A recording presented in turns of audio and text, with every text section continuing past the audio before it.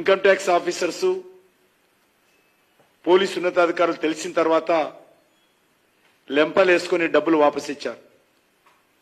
కాబట్టి ఈ రకంగా ఒకటి కాదు, మా పార్టీ పట్లనే ఇంత జరిగితే సామాన్య ప్రజల పట్ల ఏ విధంగా జరిగిందో మీడియాకు తెలియజేయకుండా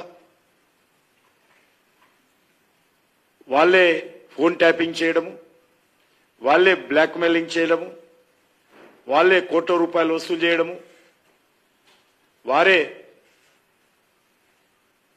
మరి దీనికి సంబంధించినటువంటి వ్యవహారం నడపడం ఏదైతున్నదో ఇది పూర్తిగా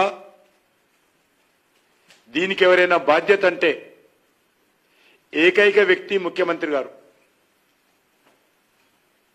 ముఖ్యమంత్రి తనకు సంబంధించినటువంటి మంత్రులను ఆ రోజు పెట్టుకొని ఈ ఫోన్ ట్యాపింగ్ వ్యవహారము చాలా దుర్మార్గంగా వ్యవహరించడం జరిగింది.